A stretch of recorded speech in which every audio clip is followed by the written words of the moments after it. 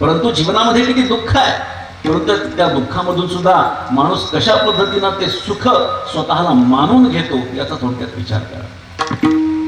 जुनी कीर्तनकार दृष्टांत द्यायची. पूर्वीचा काळ होता, एक माणूस प्रवासाला निघाला आणि घनदाट अरण्य असं लागलं. तर का संसारात किती सुख आहे याचा आपण विचार करतो. जुनी कीर्तनकार दृष्टांत द्यायची. प्रवासाला निघाला आणि निघाल्यानंतर घनदाट असं ते अरण्य लागलं. अरण्यामध्ये गेल्यानंतर एक वाघ त्याच्या मागे लागला. वाघ मागे लागल्यानंतर साहजिकच तो माणूस पुढे पळू लागला वाघाच्या भीतीनं. वाघ त्याच्या पाठीमागे पळू लागला. पळता पळता पळता पळता एक विहीर होती जी अशी कोरडी होती आणि बांधकाम वगैरे असं काही केलेलं नव्हतं. त्या विहिरीमध्ये तो पडणार एवढ्यामध्ये बाजूचं झाड जे होतं वडाचं, त्याच्या पारंब्या तिथं उमलेल्या होत्या. त्या पारंब्याला त्याने पकडलं, झटका बसला आणि म्हटलं वाचलो.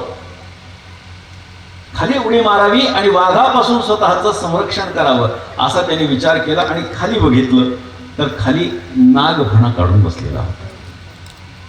आपण दृष्टांत कशासाठी पाहतोय लक्षात घ्या. संसारातलं सुख कसं असतं हा विचार करू लागला. खाली उडी मारावी पण खाली नागफणा काढून बसलेला. वर जावं तर वर वाघ आवासून बसलेला. काय करायचं प्रश्न पडला.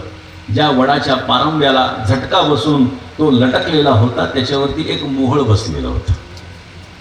आग्या मोहळ वचने का आधारित होता आपल्याला काय. आग्या मोहळ बसलं. झटका बसल्यानंतर ते मोहळ उठलं आणि त्याच्या माशा चावू लागल्या. बघा किती त्रास आहे. त्रास असा अंगामध्ये कपड्यामध्ये मुंबई शिरले, गुदगुल्या होऊ लागल्या. किती वेळ धरून ठेवायचं, हात दुखू लागला.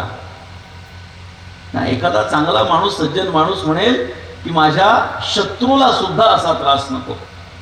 वर जाता येत नाहीये, वर वाघ आहे, खाली जाता येत नाहीये, खाली नाग आहे, हात दुखू लागलेत, मोहळाच्या माशा चावू लागलेल्या आहेत, कपड्यामध्ये मुंगळे शिरलेले आहेत. अशा परिस्थितीमध्ये त्याचं लक्ष एका गोष्टीकडे गेलं. ज्याच्या मधमाशा ह्या उठून त्याला चावत होत्या त्याचा तुकडा पडल्यामुळे त्याच्यातून मधाचा एक थेंब टपकणार होता आणि त्याच्या सुदैवानं त्याच्या डोक्याच्या वरच तो मधाचा थेंब होता. तो विचार करू लागला हा मधाचा थेंब मला मिळाला पाहिजे.